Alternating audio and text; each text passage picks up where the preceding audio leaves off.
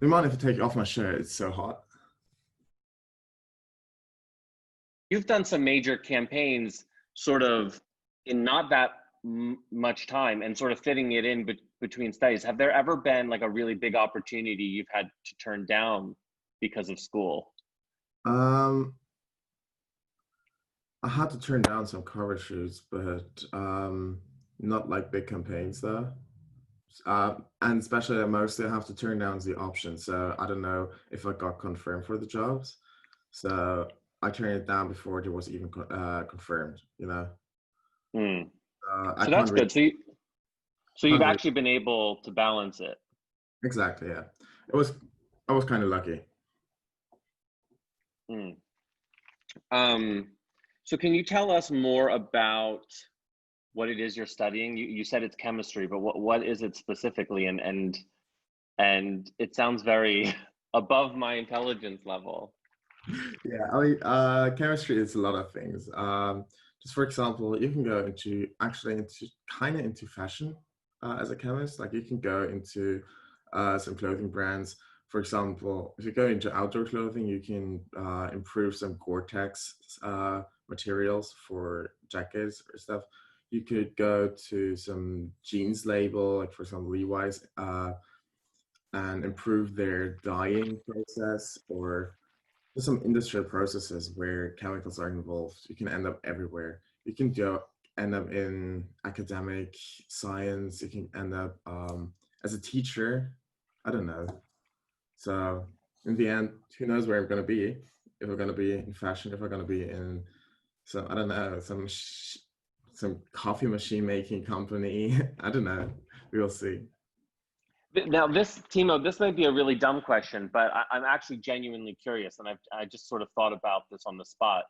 Um, because you're right, you could be a chemist and work in fashion, and some of the things you're describing, obviously, that's chemistry, and it never dawned on me before to think, okay, you know, the dyeing process for denim is chemistry, or the way, you know, we make Gore-Tex is chemistry. Are these processes something, you know, because we hear every day we need to be more natural, more organic, less chemicals.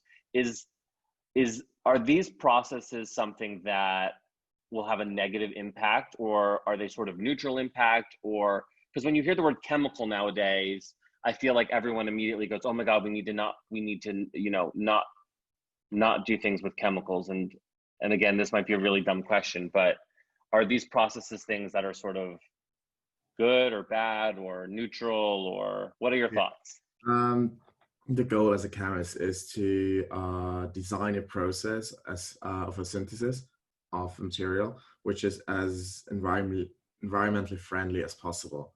So we want to improve processes. We want to have a greener future, and chemicals don't have to be don't have per se a negative influence. So there are a lot of chemicals which are like totally neutral. For example, uh, your water, you bubbling water, water with gas. It's chemistry. It's nothing else. Your um, your daily life is chemistry, literally. Hmm. That's so, it's so obvious, and yet at the same time so interesting, because it's not something I feel like I sit and think about every day. But that's really fascinating. Yeah. Um, For example, your soap. There was a lot of improvements done in the last few years to make soap more environmentally friendly. really, like Yeah. what? It doesn't have an impact on the like the filtration out of the water. When you go into shower, a lot of soap gets into the water. You need to take it out again to make the water reusable. That's all chemistry. Oh wow. So what is it about chemistry that you were interested in to choose that? Because I feel like nowadays kids your age, um, you don't hear a lot of people wanting to be chemists. You hear people who want to be social media stars or TikTokers or YouTube personalities or beauty tutorial experts. Uh, Um, I feel like this is one of the things actually that interested me the most about you. It's not just that you have a beautiful face, a beautiful smile, and a beautiful body, but you also have this incredible mind and this passion for something I don't think is, well, very common, at least not in the circles that I move in. Um, it's interesting that you ask because like I was raised into a family where my father is a chemist. Okay. My mother was studying like some history art, and so I always got a bit of an influence from my dad into science, and I always was kind of interested into that. And to choose the topic which I was interested to study was more like random. So I went for chemistry, especially I knew from my dad's side that there is a possibility to have like a great future, like a financially stable future, and there are some jobs. So I went for chemist. Do you think that is something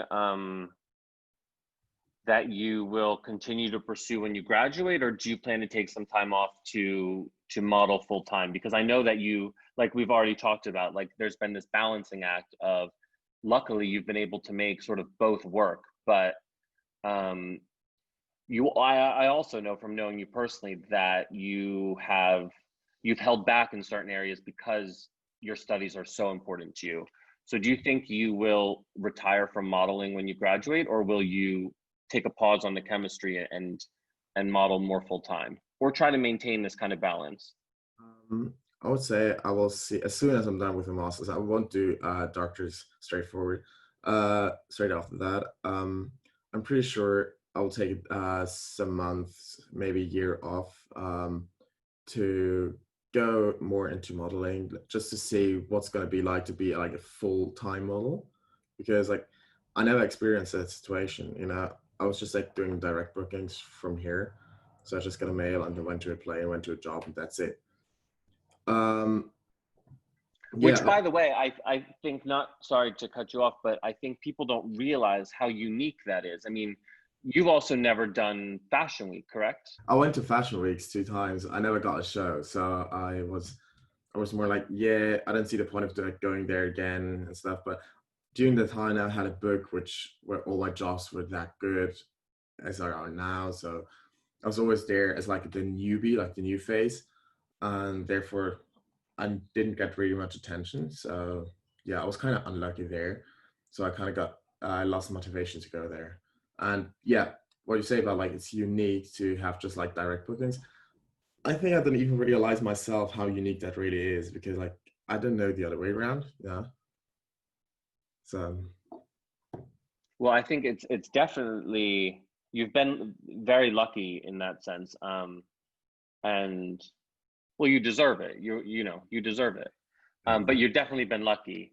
So I want to hear more about your modeling sort of experiences and what that's been like for you. I think when you said you were discovered in Topshop, you had never thought about it before. Did you have perceptions about what it would be like to be a model or the fashion industry before you did it, and have those perceptions really been different from your experiences, or has it been exactly like you imagined? Or I'm always curious because I think for me, not to put words in your mouth, but a lot of people have a fantasy over what this business is. And in my experience, it's a lot of hard work to create that fantasy, but the everyday is not, champagne and parties. It's 8 hours on set. But tell me, I want to hear from you. Yeah. I never thought about like being a model, so I never had like such a like a view, like a glamorous view on the job actually. So I just kind of got into it and realized it from the first day on. It's not as like America's Next Top Model or Germany's Next Top Model is gonna show us. So I just like went in there, done some castings, and realized like on casting itself, like sometimes you're standing in queue for like 2.5 hours or even more just to see the director, the casting director for like 20 seconds or even less, and then go to the next casting. Um, yeah, it kind of sucks sometimes. Um, but on the other hand, like you meet so many people, especially like on castings, where you're gonna hang out later, where you meet some new friends. Some of the guys I still have contact to. So yeah, it's definitely not like that glamorous, but it's more like a feeling of like being in there. And I got totally overwhelmed by how it's like. So I'm very lucky to have that experience and still have that experience sometimes. But yeah, I never had like such a view on the industry. Mm. Now, having worked with you, have we shot twice, three times? We've shot twice together, I think. Yeah, we shot. Um, you, you're very confident, and you're very confident in your own skin and with your body. I'd say sometimes you may be more confident the less clothes there are than you are with the clothes. Have you always had this confidence? Like, were you born with it, or is it something like when you first started, you were very nervous and like you had to develop it? Definitely. I didn't have the confidence in the beginning. Definitely not. The confidence came with a time when like people start like telling me how unique it all is. How they just for example, like getting the Calvin Klein campaign like from pretty much like straight booking without like casting gives so much confidence, especially there, that I kind of got that feeling for myself. So I'm more valuable than I actually think. You know what I mean? Like I'm Yeah, not no, more. of course. I'm not telling you. I'm not telling you that I'm more valuable than others. I'm just like I'm more valuable than I thought I am. You Of know, like course. No, no, no, no. Yeah, I think it's very, at least I can relate to that experience of I'm not being born with the confidence that sort of other people recognize in your work. So people will say to me all the time, you're an amazing photographer, or I love this work, and I've never thought you that are. about. No, but I've never thought that about myself, truthfully. I think that's also one of the things that drives you to continue to be better, because you don't recognize that in yourself, and um, or I'm speaking from my perspective. I don't recognize that in myself, so I constantly am pushing myself to try to reach that place. So I do recognize it in myself. Um, so I completely relate to what you're saying. Um, how do you stay in such good shape? I mean, I started like working out quite a lot again, like in the last 2 months. So I go running like 3 times a week. I go to climbing gym like 2 or 3 times a week. Like doing sports once or twice a day. So sometimes even go to gym or just like going for a mountaineering climb. Especially like on a mountaineering climb, you burn so much calories. You hardly eat anything because like it's too much weight in your backpack, or you just don't have the time. It's too cold to get something out there. So you don't really eat that much. did you look like this in high school? Like, Oh did you no, get a lot of it? Did you get a lot of attention all the time from girls in high school, or? no. Especially when I was younger, when I was the age of like 14, 15, I was like super shy kid. Like super quiet, super shy, super thin. Like I was like the kid kids used to bully me. No, I don't believe it. Yeah, That's so mean. but especially like because I was too shy to say anything about against them or like to defend myself. So, but like after puberty, it all changed, and I think I won puberty. Have you noticed that you get a lot more attention now that people see you on billboards and in magazines? Um, or what's that experience like? Do you get recognized? Do you get like a lot more girls sliding into your DMs now? What is, or in Zurich, are you kind of shielded from it?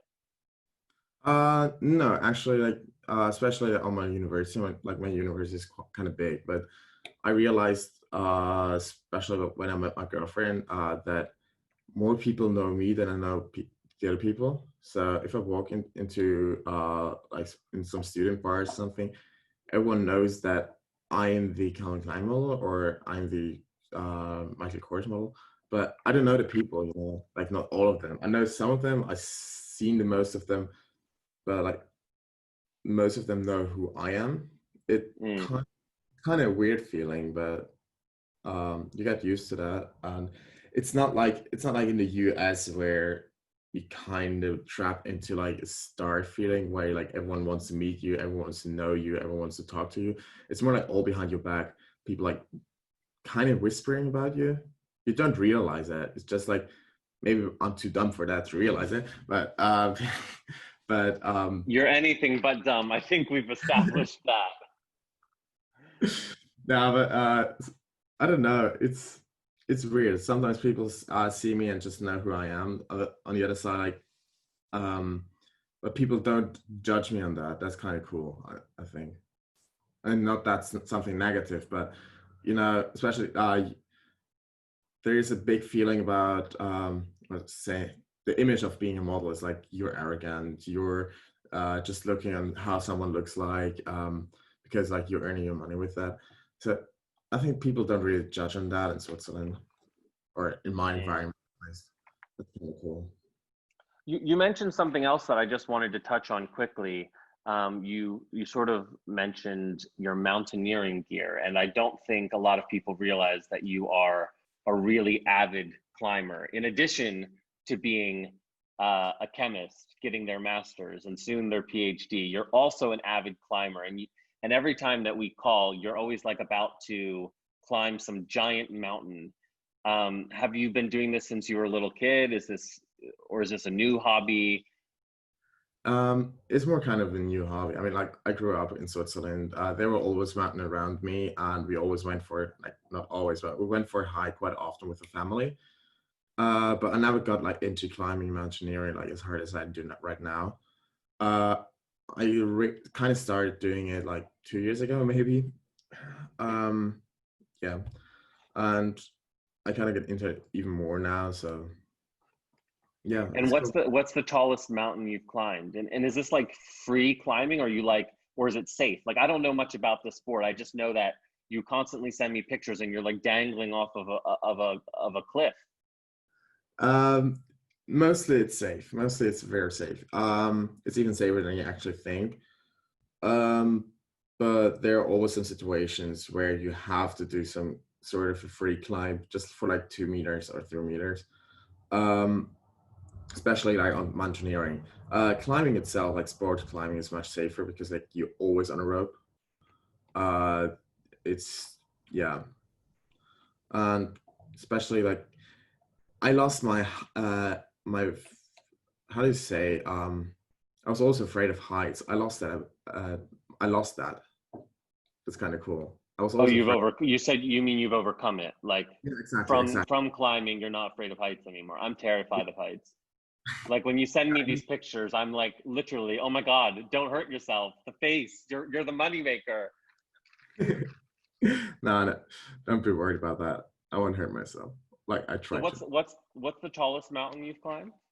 I think it's about a bit more than 4,000 meters. I mean, we don't have that tall mountains in Switzerland. Like the highest is like 4 or 5, I think. Okay. And do you have a dream mountain that you would love to climb? No, there's several ones in Switzerland, but um, Oh, so all in Switzerland. You don't plan to climb outside of Switzerland. I always have some projects. I was always like looking at Etna Mountain, like I want to climb that one day, and then went for a ride in the car, see another mountain, like oh my god, that one looks great too. I want to do that too. So I got a huge list of mountains I want to be there on top. And they're all in Switzerland. Yeah, sure. Yeah, and of course, I want to go to Himalaya one day, just like to experience that because like the mountains there is just like total different level. I don't want to get on top of the mountains because that's more like killing yourself. Hmm. Um, but I want to see them. I want to be there. I want to have the feeling. But yeah, I'm not fancying doing that.